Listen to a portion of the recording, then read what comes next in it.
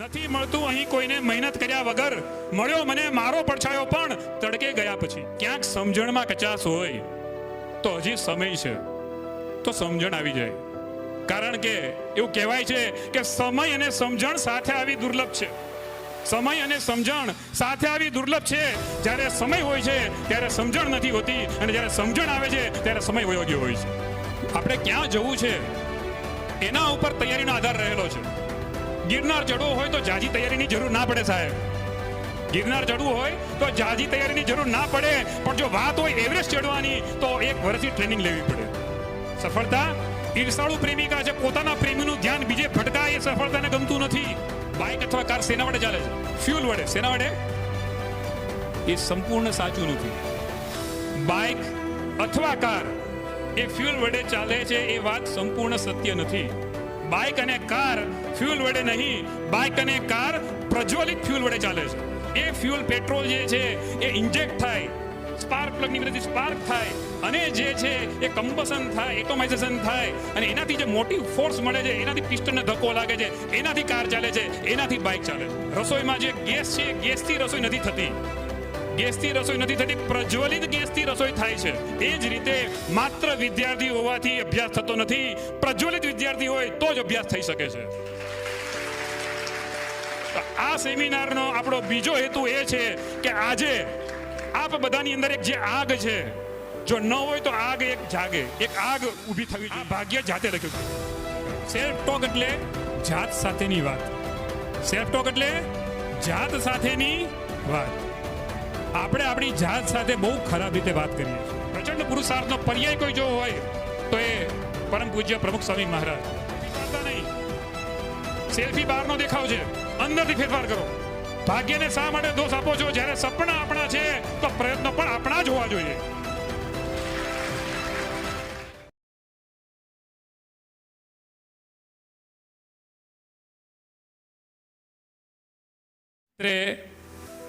મને રાષ્ટ્રીય શાયર ઝવેરચંદ મેઘાણીના એ શબ્દો યાદ આવે છે. ઘટમાં ઘોડા થન ગને, આતમ વીંજે પાંખ, અણદીઠેલી ભોમ પર યૌવન માંડે આંખ. કે યુવાન કેવો હોય કે જેના ઘટમાં, ચિત્તમાં ઘોડા થનગનતા હોય, એક આત્મવિશ્વાસ હોય. અણદીઠેલી ભોમ પર યૌવન માંડે આંખ, જ્યાં ખબર નથી કેવી જગ્યા છે, સાહસ વૃત્તિ જેનામાં હોય, આવા યુવાન, જેના માટે ઉમાશંકર જોશીએ પણ વાત કરી કે 3 વાના મુજને મળ્યા, હૈયું, મસ્તક ને હાથ, બહુ દઈ દીધું નાથ, જ્યાં હવે બીજું નથી જોતું. કે યુવાન કેવો હોય કે જેને પાસે 3 વસ્તુ હોય. એક હૃદય હોય, લાગણી હોય, મસ્તક હોય, દ્રઢ મનોબળ હોય, અને હાથ હોય એટલે પુરુષાર્થ કરવાની તૈયારી હોય. તો પછી ભગવાન પાસે બીજું હવે શું માગવાનું રહે? તો એવા તરવરિયા યુવાન આપ સૌ જ્યારે સમક્ષ છો ત્યારે એટલું ચોક્કસ દેખાય છે કે આપણું ભવિષ્ય જે છે ઉજળું છે. અહીં બેઠેલા તમામને કંઈક સંકલ્પ છે, કંઈક બનવું છે, કંઈક કરવું છે, કંઈક પામવું છે, ઊંચાઈ પ્રાપ્ત કરવી છે. આપણે સૌએ કંઈક ઊંચાઈ પ્રાપ્ત કરવી છે. અને તમે બેઠેલા માત્રને જ ઈચ્છા છે એવું નથી. આજે કદાચ આ પૃથ્વીના તમામ વ્યક્તિને એવી ઈચ્છા છે કે કંઈક આગળ વધવું છે, ઊંચાઈ પ્રાપ્ત કરવી છે. આપણે જોઈએ તો અત્યારે લોકો મંગળ સુધી પણ પહોંચી ગયા છે. તો બધાને ઊંચાઈ પ્રાપ્ત કરવાની ઈચ્છા છે, પણ માત્ર ઊંચાઈ પ્રાપ્ત કરવી જરૂરી નથી. આજે આ સેમિનારના આપણે મુખ્ય 3 હેતુ કયા છે પહેલા એની વાત કરીએ, ત્યાર પછી હું મારા વિચારોને આપની સમક્ષ રજૂ કરીશ. પહેલો વિચાર શું છે એ વાત કરતા પહેલા અત્યારે સ્ક્રીન ઉપર વિદ્યમાન છે એક પ્લેનનો ફોટો. કારણ કે આપણો વિષય છે ઊંચી ઉડાન. ઊંચી ઉડાન ભરવી છે તો માત્ર ઊંચી ઉડાન ભરવાથી કામ સરતું નથી, માત્ર ઊંચાઈ પકડવાથી કામ સરતું નથી. ઊંચાઈ પર ટકી રહેવું એ ઊંચાઈ પર ગયાથી પણ વધારે મહત્વનું છે.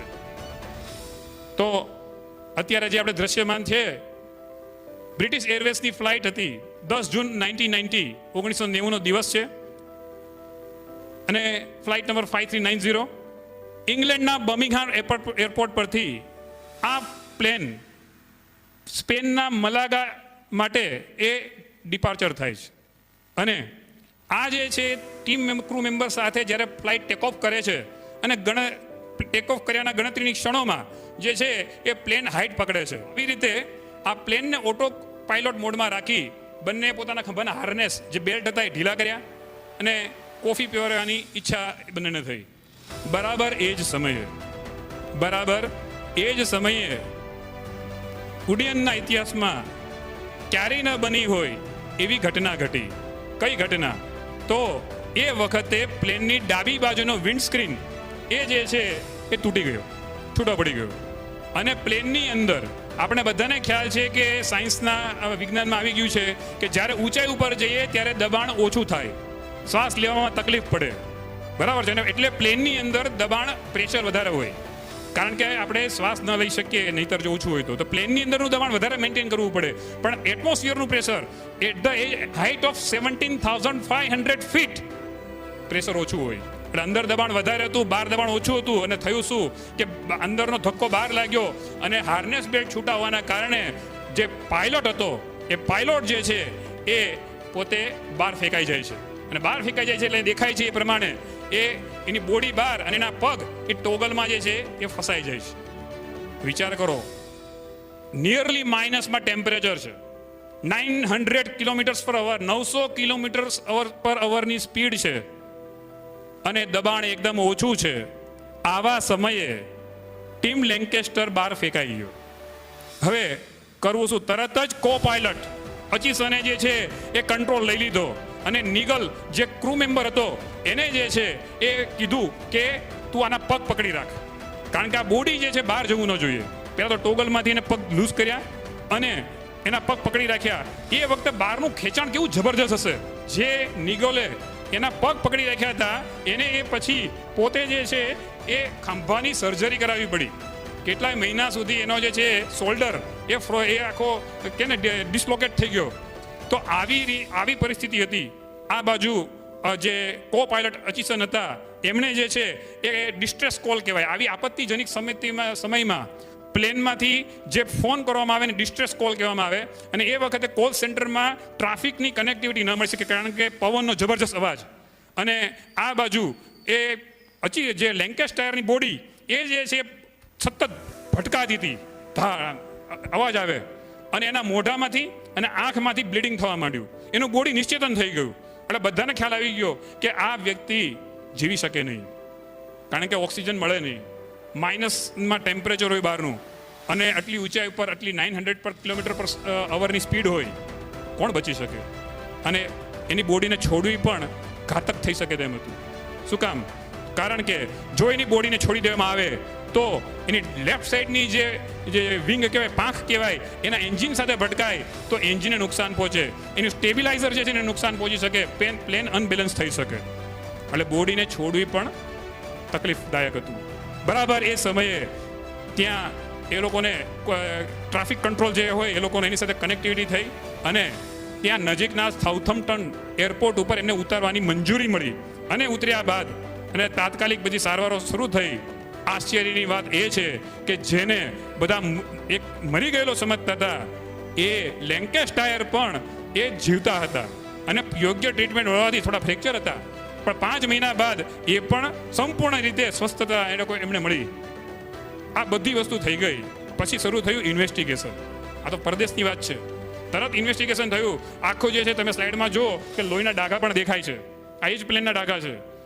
આ પછી એનું ઇન્વેસ્ટિગેશન માઇનર જે છે બધું જે છે કરવામાં આવ્યું. એ વખતે એ લોકોએ બધું ઓબ્ઝર્વેશન કર્યું તો એક વસ્તુ જાણવા એ મળી કે આ પ્લેનનો વિન્ડસ્ક્રીન કે જે બારી હતી જેને કહેવાય એ વિન્ડસ્ક્રીન 27 કલાક પહેલા બદલવામાં આવી હતી. અને પછી એમાં ઊંડા ઉતરવાથી ખબર પડી કે સાચું કારણ શું હતું. તો સાચું કારણ હતું એ બોલ્ટનું. માત્ર 0.6 mm સાઇઝ ઓછી હતી. એક 0.6 mm નો ડાયામીટરનો ઓછો બોલ્ટ 17,500 ફૂટ ઉપર ઉડતા પ્લેનને પણ નીચે લાવી શકે છે. આ પ્રસંગ તમને કીધો. આ સેમિનારનો હેતુ જે પહેલો હેતુ જે છે એ આ છે કે ક્યાંક આવી ગાફલાઈ, આવી બેદરકારી, આવી જે છે આવો ઓવર કોન્ફિડન્સ આપણામાં હોય અને એક એવા નાનકડા આવા ઓવર કોન્ફિડન્સના કારણે, ગાફલાઈ કે બેદરકારીના કારણે આપણું કારકિર્દીનું પ્લેન નીચે ના આવી જાય એના માટે આ સેમિનાર છે. આપણો પહેલો હેતુ છે. બીજો હેતુ આપણે બધા આપણા ઘરમાં આપણે બાઇક યુઝ કરતા હશે, કાર યુઝ કરતા હોઈશું, પણ એ જે બાઇક અથવા કાર એ શેના વડે ચાલે છે? કોણ કહેશે? બાઇક અથવા કાર શેના વડે ચાલે છે? ફ્યુલ વડે. શેના વડે? એ સંપૂર્ણ સાચું નથી. બાઇક અથવા કાર એ ફ્યુલ વડે ચાલે છે એ વાત સંપૂર્ણ સત્ય નથી. બાઇક અને કાર ફ્યુલ વડે નહીં, બાઇક અને કાર પ્રજ્વલિત ફ્યુલ વડે ચાલે છે. કેવા ફ્યુલ વડે? પ્રજ્વલિત ફ્યુલ વડે ચાલે છે. એ ફ્યુલ પેટ્રોલ જે છે એ ઇન્જેક્ટ થાય, સ્પાર્ક પ્લગની મદદથી સ્પાર્ક થાય અને જે છે એ કમ્બશન થાય, એટોમાઇઝેશન થાય અને એનાથી જે મોટી ફોર્સ મળે છે, એનાથી પિસ્ટનને ધક્કો લાગે છે, એનાથી કાર ચાલે છે, એનાથી બાઇક ચાલે છે. એ જ રીતે આપણે રસોઈમાં જે ગેસ છે, ગેસથી રસોઈ નથી થતી. ગેસથી રસોઈ નથી થતી, પ્રજ્વલિત ગેસથી રસોઈ થાય છે. માત્ર ગેસના બાટલા ઉપર આપણે જે છે એ રોટલી વણી અને લગાડી દઈએ અથવા તો શાક રાખી દઈએ તો શાક ના બને. પ્રજ્વલિત ગેસથી રસોઈ બને છે. એ જ રીતે માત્ર વિદ્યાર્થી હોવાથી અભ્યાસ થતો નથી. પ્રજ્વલિત વિદ્યાર્થી હોય તો જ અભ્યાસ થઈ શકે છે. તો આ સેમિનારનો આપણો બીજો હેતુ એ છે કે આજે આપ બધાની અંદર એક જે આગ છે, જો ન હોય તો આગ એક જાગે, એક આગ ઊભી થવી જોઈએ. તો આ બીજો હેતુ છે.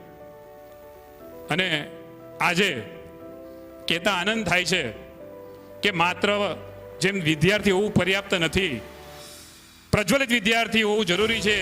એ જ રીતે માત્ર શિક્ષક પણ જે છે એ હોવું પૂરતું નથી, પ્રજ્વલિત શિક્ષક હોવા જરૂરી છે.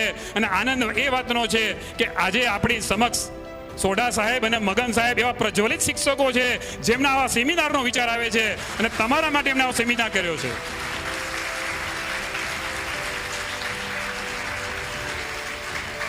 આ સેમિનારનો ત્રીજો હેતુ, પેલા ક્યાંક આપણી બેદરકારી ગાફલાઈ જે છે દૂર થાય, આજના સેશનમાં એવી વાત થશે. બીજું, આપણે અંદરથી પ્રજ્વલિત થઈએ એવું કંઈક આપણે મેળવીને જઈએ, એ હેતુ છે. અને ત્રીજું, ક્યાંક સમજણમાં કચાશ હોય તો હજી સમય છે, તો સમજણ આવી જાય. કારણ કે એવું કહેવાય છે કે સમય અને સમજણ સાથે આવી દુર્લભ છે. સમય અને સમજણ સાથે આવી દુર્લભ છે. જ્યારે સમય હોય છે ત્યારે સમજણ નથી હોતી અને જ્યારે સમજણ આવે છે ત્યારે સમય વયો ગયો હોય છે.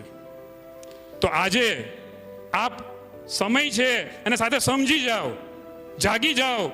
દોડો છો તો વધારે દોડો, ઊભા છો તો બેઠા થઈ જાઓ, બેઠા હો તો દોડવા માંડો. એવો હેતુ આ સેમિનારનો રહેલો છે. અત્યારે સ્લાઇડ પર વિદ્યમાન છે એમ દરેક મુસાફરીમાં તૈયારીની જરૂર પડે છે. આપણે ક્યાં જવું છે એના ઉપર તૈયારીનો આધાર રહેલો છે. ગિરનાર ચડવો હોય તો જાજી તૈયારીની જરૂર ના પડે સાહેબ. ગિરનાર ચડવું હોય તો જાજી તૈયારીની જરૂર ના પડે. પણ જો વાત હોય એવરેસ્ટ ચડવાની તો 1 વર્ષની ટ્રેનિંગ લેવી પડે. કદાચ આપણી સાયકલમાં પેડલ ન હોય તો આપણે ચલાવતા હોઈએ છીએ, બ્રેક ન હોય તો સ્લીપરથી બ્રેક મારતા હોઈએ છીએ, પણ પ્લેનમાં ના ચાલે. અને સ્પેસમાં જવું હોય તો એની તો અલગ જ ટ્રેનિંગ હોય. તમે સ્પેસમાં જતા હો શટલમાં તો તમારી પત્નીની સાઈઝ ગમે તેટલી હોય પણ પત્નીની ફોટાની સાઈઝ તો નાની જોવી જોઈએ. આવી તૈયારી જે છે આપણે રાખવી પડે. આજે 4 મુદ્દા પર વાત કરવી છે અને 4 મુદ્દા જે છે આપ અહીંથી 4 વાક્યમાં છેલ્લે આપણે એનો સાર આપશું. એ 4 સેન્ટેન્સ તમે લઈને જાશો તો પણ વિશ્વાસ છે કે આપણી જિંદગીમાં અવશ્ય ઊંચી ઉડાન આપ ભરી જ શકશો.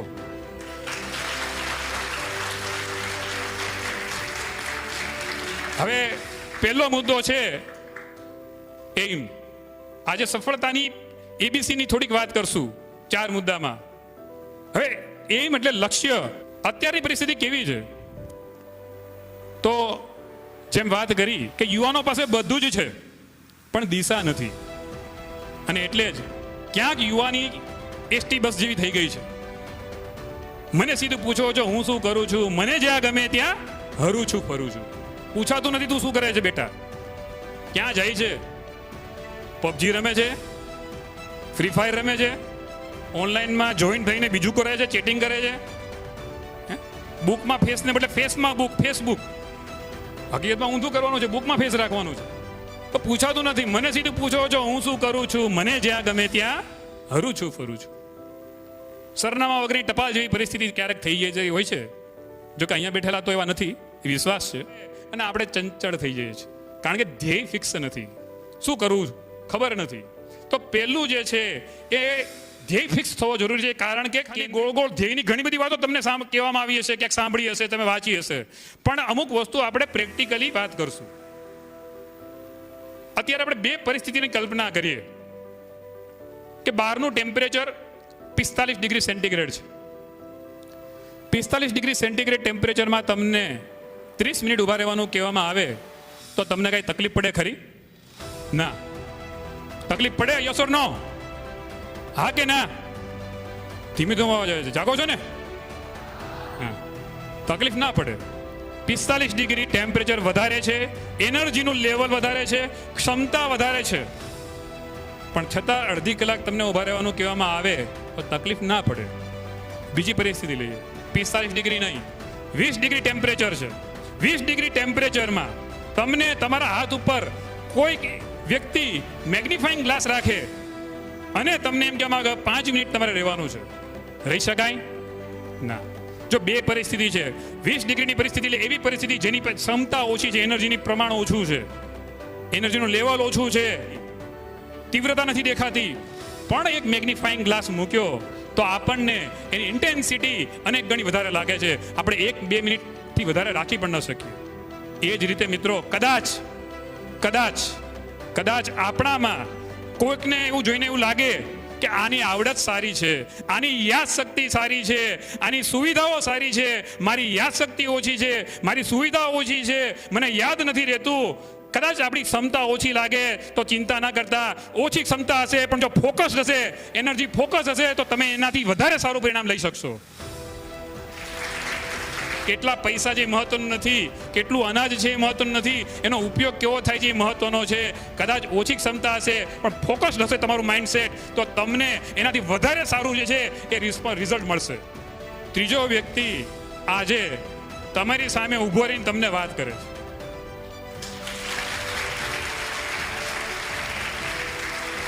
એ મારી જ વાત હતી કે જેની છાપ એવી હતી કે હું જે જગ્યાએ ટ્યુશન ક્લાસીસમાં જાઉં એના વિદ્યાર્થીઓ સાહેબને કે આ માંડલિયાને અમારી બેચમાં રાખતા. પછી મેં એનર્જી ફોકસ થયા બાદ શું થયું એ તો તમે ઇન્ટ્રોની વિડીયોમાં જોઈ લીધું. તો મિત્રો, કહેવાનો મતલબ એ છે કેન્દ્રિત થવું જરૂરી છે. હવે તમને એમ થાય કે સાહેબ હવે એ કઈ રીતે શક્ય બને? એક એક્ટિવિટી કરાવી છે. રેડી છો? યસ ઓર નો? તમને અત્યારે હું 10 સેકન્ડનો સમય આપું છું. એ થયો કે તમારી પાસે પણ ફોકસ થવાની શક્તિ છે. યસ ઓર નો? તમારા માટે તારી થાય. આ રીતે આપણે લક્ષ્ય ઉપર એક ફોકસ થઈએ, કેન્દ્રિત થઈએ, ઉર્જા બહાર આવશે, એનર્જી બહાર આવશે, એનર્જી કોન્સન્ટ્રેટ થશે. તો એ રીતે આપણે લક્ષ્ય ઉપર ફોકસ થઈએ. હવે લક્ષ્ય આપણે બધાએ બનાવ્યા હોય, પણ આપણે મોટા ભાગે છે ને બે પ્રકારના લક્ષ્ય હોય છે, એક ટુ ડુ ગોલ અને એક ટુ હેવ ગોલ. આ બેમાં શું ડિફરન્સ છે? તો હેવ ગોલ એટલે કંઈક પ્રાપ્ત કરવું, અને ટુ હેવ ગોલ હોય છે. પણ ગોલની બાબતમાં સાયકોલોજીસ્ટ એવું કહે છે જેટલું મહત્વ ટુ હેવ ગોલનું છે ને એનાથી વધારે મહત્વ ટુ ડુ ગોલનું છે. ટુ ડુ ગોલ એટલે શું? તો મારે શું કરવું છે એની સ્પષ્ટતા મારા મગજમાં હોય. ટુ ડુ ગોલની આપણે વાત કરીએ તો ટુ ડુ ગોલ જે છે એની સ્પષ્ટતા આપણા મગજમાં હોય કે મારે શું કરવાનું છે. લેખિતમાં હોવું જોઈએ. ગોલ કેવો હોવો જોઈએ? કેટલાય લેખિતમાં ગોલ રાખ્યો છે પોતાનો ગોલ નક્કી કર્યો હોય ને લખીને નક્કી કર્યો હોય એ હાથ ઊંચો કરો. જો તમે તમારું ભવિષ્ય તમે લખવા તૈયાર ન હોય ને તો ગામડા લખી નાખશે. તમારે લખવું છે કે ગામડા આગળ લખાવું છે? તો આજે લખી નાખજો. તમને છેલ્લે એક સ્લીપ આપવામાં આવશે. જો ઈચ્છા થાય તો પોતાનો એક ગોલ એવું લખો કે જે ગોલ સિવાય પછી બીજો કોઈ ગોલ ના રહે. જેમ પણ સાથે એનું ટુ ડુ ગોલનું પ્લાનિંગ હોવું જોઈએ. ડેઈલી મારે શું કરવાનું છે, એક વીકમાં મારે શું કરવાનું છે, એક મહિનામાં મારે શું કરવાનું છે, અને 3 મહિના બાકી કે 2.5 મહિના બાકી છે તો એમાં મારે શું કરવાનું છે. એ તમને આખું ઓવરઓલ વિઝન તમારા મગજમાં ક્લિયર હોવું જોઈએ. અને ભણ્યા પછી નોકરીની ભીખ નથી માંગવી. જેમ બિલ ગેટ્સ કલાકના 4 કરોડ કમાય છે, ઊંઘમાં નથી બોલતો, 4 કરોડ. આજે સવારથી આ સેમિનાર શરૂ થયો ને, બિલ ગેટ્સ 8 કરોડ કમાઈ લીધા. રાત્રે તમે 12 વાગે સુવે, બરાબર, અને સારો કે 8 કલાકની ઊંઘ લે તો 30 કરોડ થઈ જાય, આપણું ચાણું ઠેકાણું ન હોય. શું એ તોય ઓરેકલનો જે CEO જે છે એલિસન, એનો વાર્ષિક પગાર 1400 કરોડ. સત્યા નાડેલા માઇક્રોસોફ્ટ CEO વાર્ષિક પગાર 1200 કરોડ. દુનિયામાં 10,000 લોકો એવા છે જેનો વાર્ષિક પગાર 100 કરોડથી વધારે છે. IIM અમદાવાદનું નામ સાંભળ્યું છે? IIM અમદાવાદમાં આમ નોકરી જે વિદ્યાર્થી ભણતો હોય ને, કંપની રાહ જોતી હોય. કંપની રાહ જોતી હોય કે મારે આ લોકોને લઈ જવા છે. અને અત્યારે આપણે કેવી પરિસ્થિતિ, નોકરી માટે આટા મારવા પડે. આવો ધ્યેય રાખીએ કે એવી રીતે ભણવું છે કે કંપની મારી આગળ આવીને આવે કે ભાઈ મારે તને નોકરીમાં રાખવો છે, બોલ તારો પગાર. આ ભાગ્ય જાતે લખ્યું કહેવાય. આવું લક્ષ્ય નક્કી કરીએ. આ પહેલો મુદ્દો. નંબર 2, લક્ષ્ય નક્કી કરતી વખતે ને લક્ષ્ય નક્કી કર્યા બાદ એ લક્ષ્ય ઉપર પૂર્ણતા માટે પોતાની જાત ઉપર વિશ્વાસ હોવો જરૂરી છે. Believe in your self. Believe એટલે માનવું, બિલીફ એટલે માન્યતા. માન્યતા આપણા જિંદગીને જે છે ને એ દોરે છે, આપણા જીવનને દોરતી હોય છે. ડઝન્ટ મીન ધેટ કે આપણે મેનિપ્યુલેટ કરવાની છે થિંગને, વસ્તુને, કે બિલાડી જેમ સિંહ માને તો હું કંઈક માની લઉં, એવું નથી. આનો મતલબ એમ સમજવાનો છે કે સિંહ છે પણ બિલાડી બનીને બેઠો છે સિંહ જ પણ બિલાડી બની ગયો છે. તો પેલા જાત ઉપર વિશ્વાસ. કેટલા નકારાત્મક વિચાર આપણા હોય છે. દિવસ ઉગે ત્યારથી રાત્રે સૂઈએ ત્યાં સુધી હજારોની સંખ્યામાં, લાખોની સંખ્યામાં વિચારો આવતા હોય છે.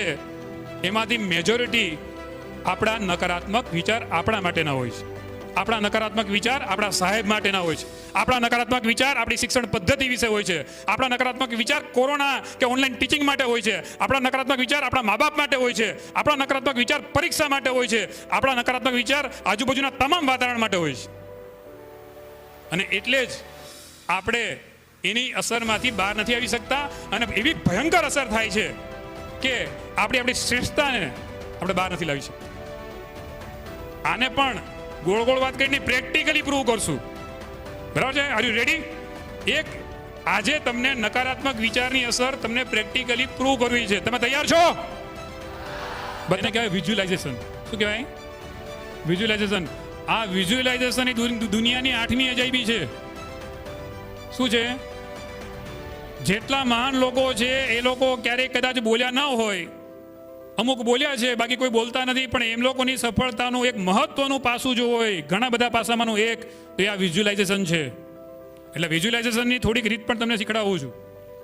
તૈયાર છો? ઓકે. Self talk. આને શું કહેવાય? ઓટો સજેશન પણ કહી શકાય અને સેલ્ફ ટોક પણ કહી શકાય. સેલ્ફ ટોક એટલે જાત સાથેની વાત. સેલ્ફ ટોક એટલે જાત સાથેની વાત. આપણે આપણી જાત સાથે બહુ ખરાબ રીતે વાત કરીએ છીએ.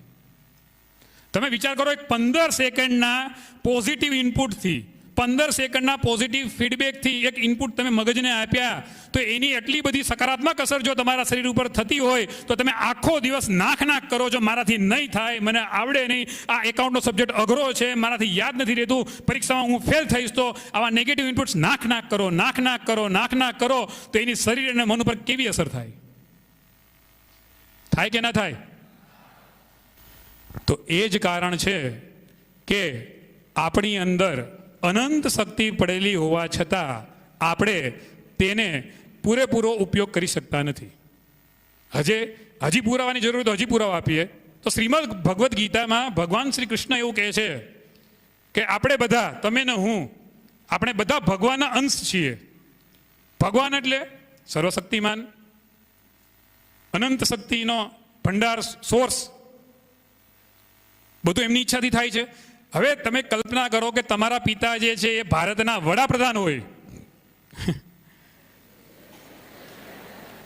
મજા આવી ગઈ ને? તમારા પિતા ભારતના વડાપ્રધાન હોય તો તમને કાંઈ ટેન્શન રહે? કોઈ વસ્તુની ક્યાંય બીક લાગે?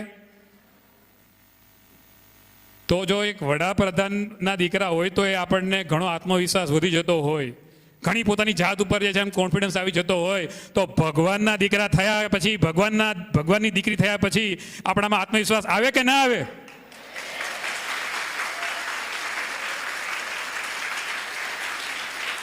તો આપણે બધા ભગવાનના અંશ છીએ. આ જ વાતને ભગવાન સ્વામિનારાયણે પોતે વચનામૃતમાં પણ કરી કે આ મનુષ્ય દેહે કરીને ન થાય તેવું શું છે? જે નિત્ય અભ્યાસ રાખીને કરે તે થાય જ. Nothing is impossible. Nothing is impossible because impossible word itself says I am possible. બરાબર? ઇમ્પોસિબલનો સ્પેલિંગ શું છે? એને છૂટો કરો પેલા આઈને પછી એમને, તો શું થાય? આઈ એમ પોસિબલ. તો ભગવાનના અંશ છીએ. અને સ્વામિનારાયણ ભગવાને વાત કરી, વચનામૃતમાં બીજી એક વાત કરી કે મારા ચૈતન્યને વિશે, મારી સાથે બોલજો, મારા ચૈતન્યને વિશે ભગવાન સદાય બિરાજમાન છે. અને આ જ વાત સ્વામી વિવેકાનંદે કરી. Each soul is potentially divine. Each soul is potentially divine. દરેક આત્મામાં અનંત શક્તિ પડેલી છે, ઉર્જાનો ભંડાર છે. પણ આપણી નકારાત્મકતાના કારણે એ વિકાસ, એ ઉર્જા બહાર આવતી નથી. એના પણ ઉદાહરણો પ્રેક્ટિકલી, કોઈ ગોળ ગોળ વાત નહીં. આપણે એવા જીવંત ઉદાહરણની વાત કરીએ કે જે લોકોએ કેવી નેગેટિવિટી એના જીવનમાં હોય આપણને, પણ એ લોકોએ સ્વીકારી નથી નેગેટિવિટીને, માની જ નથી. અત્યારે તમારી સામે સ્ક્રીનમાં 5 એવી નામાંકિત વ્યક્તિઓ જે છે એ આપણે જોઈ રહ્યા છે. આને કહેવાય પોતાની જાત ઉપર વિશ્વાસ.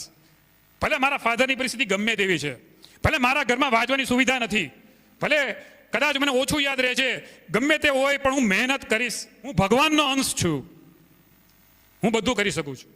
નો નેગેટિવિટી. ભાઈબંધ તો પણ એવા મળે, મૂકને યાર, આ કેટલાય બાર ભણીને બહાર પડે છે, કોઈને કંઈ લાગતું નથી. હવે ગમે તે થાય, કોરોનાની 10મી લહેર આવે તો ચિંતા નથી. આ બધાની જિંદગીમાં નકારાત્મક સિવાય કાંઈ હતું નહીં. જો આ લોકો આટલું કરી શકતા હોય તો તમને તો ભગવાને બધું આપ્યું છે.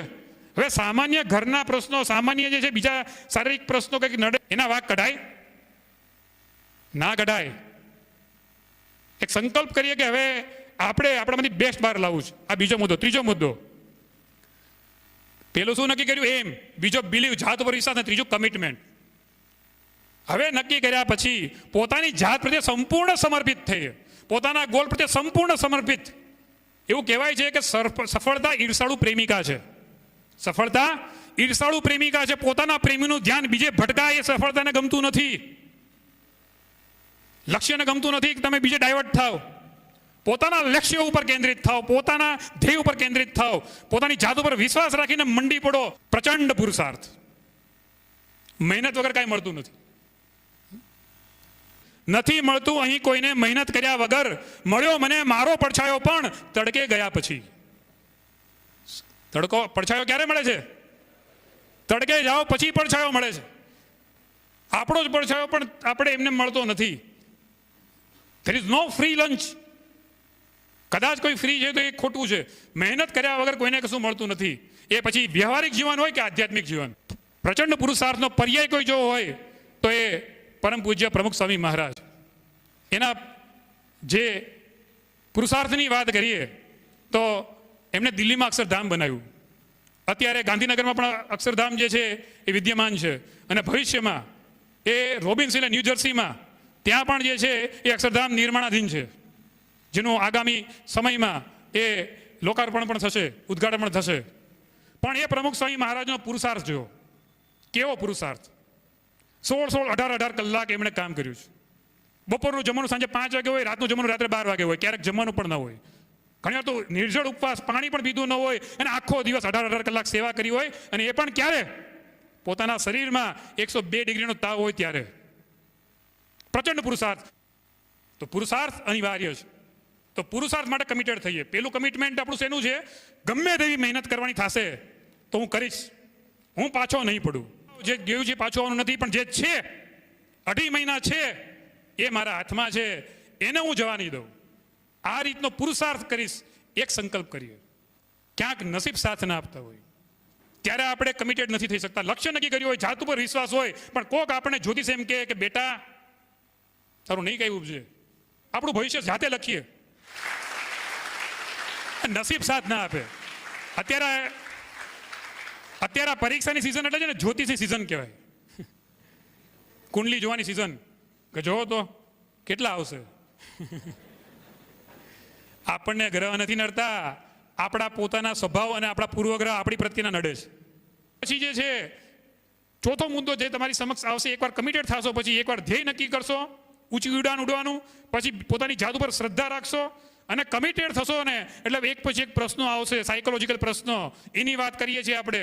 પહેલા મહેનત કરવાનો પ્રશ્ન આવશે, કરજો. બીજો પ્રશ્ન આવશે કે ભાઈ ચલો નિષ્ફળતા મળે છે, નસીબનો પ્રશ્ન આવશે. અને ચોથો આવશે વિધનો. નિષ્ફળતા નહીં મળે પણ સફળતા નહીં મળે, કામ નહીં થાય.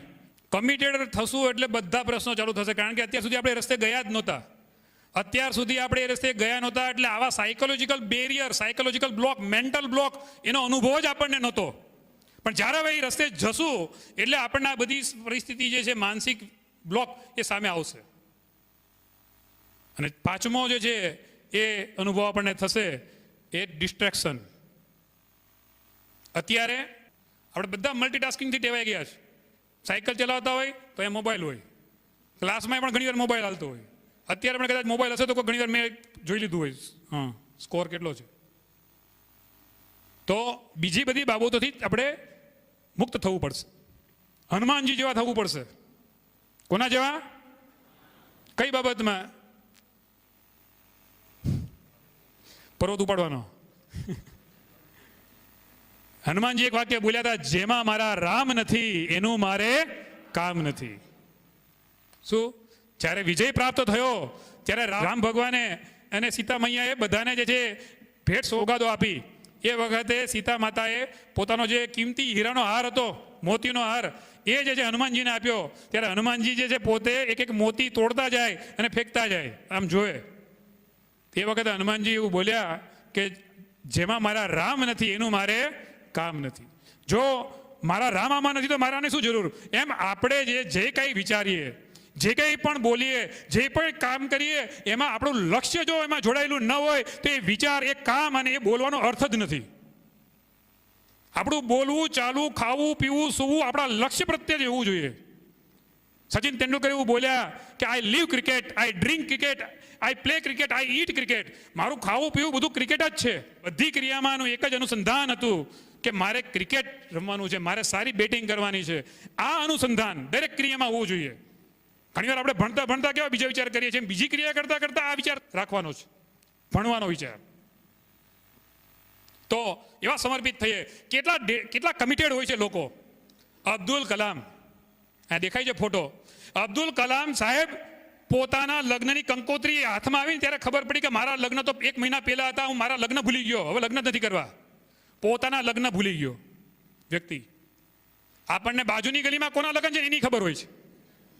તો આપણે આપણા ધ્યેય પ્રત્યે સમર્પિત નથી. આના પર વિચાર કરવા જોઈએ. આ બોલી નાખીએ છીએ ને, વિચાર નથી કરતા એટલે ફેર નથી આવતો. આપણી અંદર ફેરફાર નથી થતો એનું કારણ એ છે કે આપણે વિચાર નથી કર્યો. કે અબ્દુલ કલામ સાહેબ, વિચાર તો કરો, પોતાના લગ્ન ભૂલી ગયા. આપણો બર્થડે હોય ને તો આપણે કેવો અરમાન હોય, એક નાનો પ્રસંગ હોય તો આપણે કેટલા એના વિચાર ચાલતા હોય કે હું આમ કરીશ, હું તેમ કરીશ, હું આવું કરીશ, હું આવું પહેરીશ, હું આવી રીતે જે છે જઈશ. કેટલા વિચાર હોય. લગ્ન જેવી બાબતમાં તો લોકો મહિનાઓ સુધી પ્રી વેડિંગ શૂટ કરાવે ને કેટલા નખરા કરે છે. નખરા કરે એટલા ઓછા છે, અઠવાડિયામાં છૂટાછેડા થાય. હવે લગ્ન ભૂલી જવા એટલે કામમાં કેટલા ઇન્વોલ્વ. પીવી સિંધુ ઓળખો છો? હે, ઓલિમ્પિકમાં ગોલ્ડ મેડલ લીધો, બેડમિન્ટનમાં ચેમ્પિયન છે, વર્લ્ડ નંબર 1 હતા. ચેમ્પિયનશિપ પહેલા, ટુર્નામેન્ટ પહેલા 6 મહિના સુધી એના કોચ ગોપીચંદ હતા, મોબાઈલ અડવા નથી દીધો. મોબાઈલ બંધ, ચોકલેટ બંધ, આઈસ્ક્રીમ બંધ, વોટ્સએપ નહીં, ચેટિંગ નહીં, દિવસમાં 1 વખત નહીં, 6 મહિના સુધી સદંતર મોબાઈલને હાથ નથી અડાડ્યો. ઊંચાઈ પર જવું છે, ઊંચાઈ પર, ઊંચી ઉડાન. ઊંચી ઉડાન ભરવા માટે નાની નાની વસ્તુનું પણ ધ્યાન લેવું પડે. આપણે વાત કરીએ પ્રમાણે 0.6 mm નો સ્ક્રૂ પણ છે ને ખોટો ના ચાલે. જરાસી ભૂલ થાય તો પ્લેન નીચું આવે. આ જરાસી ભૂલ નહીં, આ તો દરવાજા વગરના આપણા પ્લેન છે. જો પબજી ન છૂટતું હોય, ફ્રી ફાયર ન છૂટતું હોય, હજી બધા મોબાઈલ ન છૂટતા હોય, ટીવી ન છૂટતું હોય તો આપણે આપણા ગોલ પ્રત્યે સમર્પિત જ નથી. પછી એમ કેવું કે ઓલો નસીબદાર હતો. ભાગ્યને શા માટે દોષ દેવો સાહેબ કે જ્યારે સપના આપણા છે. ભાગ્યને શા માટે દોષ આપો છો? જ્યારે સપના આપણા છે તો પ્રયત્નો પણ આપણા જ હોવા જોઈએ. પણ એ માર્ક ઝુકરબર્ગ કાયમ ગ્રે ટી શર્ટ પહેરે છે, યાદ રાખજો, તમને ખબર નહીં હોય આ વાતની. માર્ક ઝુકરબર્ગનો જે વોર્ડરોબ તમે જુઓ, એનો કબાટ, તો ટી શર્ટ માત્ર ગ્રે કલર ના જ હોય. કેમ? એને પ્રશ્ન પૂછવામાં આવ્યો કે ના, ગ્રે મારો ફેવરિટ કલર નથી. તો તમે કેમ એક જ કલરના ટી શર્ટ પહેરો છો? એ કે જો હું અલગ અલગ કલરના ટી શર્ટ રાખું તો રોજ સવારે મારી 5-1 મિનિટ એમાં જાય કે આજે હું કયા કલરનું ટી શર્ટ પહેરું. મારા એક જ કલરના ટી શર્ટ હોય તો મારે ટાઈમ જ ન બગાડવો પડે કે હું કયું પહેરું. જે પહેરું એ ગ્રે જ હોય. 5 મિનિટ મારી બગડે નહીં એટલે હું એક જ કલરના ટી શર્ટ પહેરું છું. અને આપણે એ જ ફેસબુકમાં કલાકો કાઢીએ. તો જે લોકો આગળ વધ્યા છે એ લોકોએ આવી રીતે પોતાના લક્ષ્ય પ્રત્યે સમર્પિત થયા છે. એ લોકોએ વાળનો વિચાર નથી કર્યો. શું કે છે? વન સાઈડ અહીંયા સ્ટાર કરાવે, પાછળ આમ કરે, પછી જોવે બધા, પછી આમ સેલ્ફી લે. સેલ્ફી ના લેવાની હોય. સેલ્ફી જ્યાં સુધી તમે તમારા ફોટા પાડો છો ને દોસ્ત, ત્યાં સુધી તમારી સફળતા નથી. લોકો તમારા ફોટા પાડે ને એ સફળતા તમારી છે.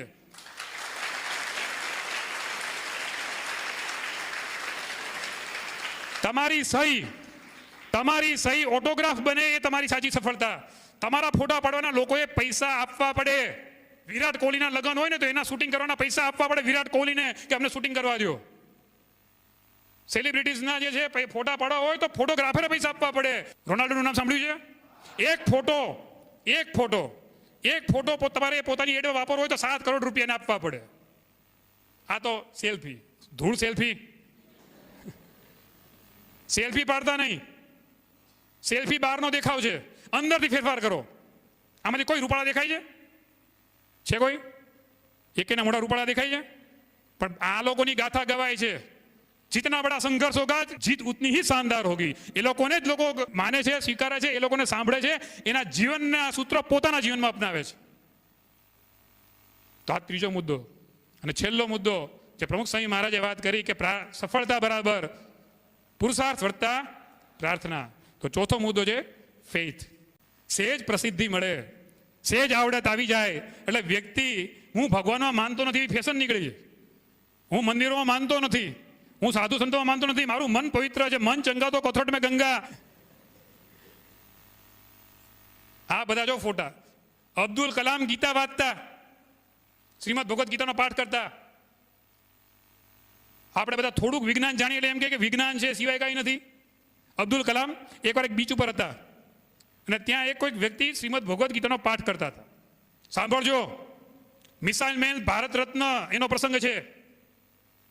એ અબ્દુલ કલામ એ વ્યક્તિને જોયા, એ વ્યક્તિ ગીતાનો પાઠ કરતા હતા. અબ્દુલ કલામ હસ્યા ખૂંદું કે હું ભગવાનમાં નથી માનતો, હું સાયન્ટિસ્ટ છું. કોણ બોલે છે? અબ્દુલ કલામ.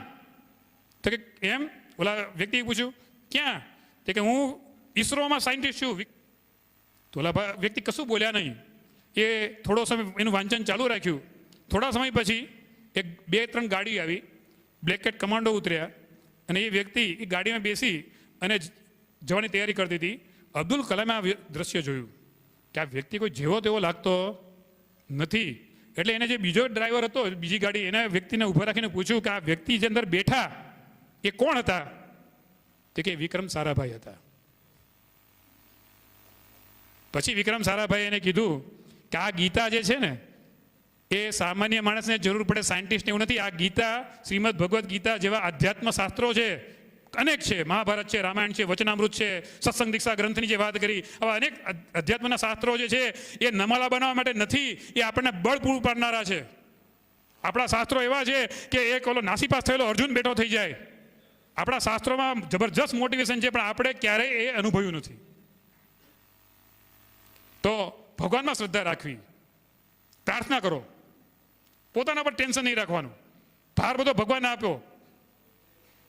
અમેરિકામાં જે છે ડોલર ઉપર ગવર્મેન્ટ લખે છે in God V trust. Einstein પણ જે છે ભગવાનમાં માનતા. તો ભગવાનમાં શ્રદ્ધા રાખો. આપણે વચમાં પણ વાત કરી કે આપણે સર્વે ભગવાનના અંશ છીએ. તો આ રીતે 4 મુદ્દાની વાત થઈ.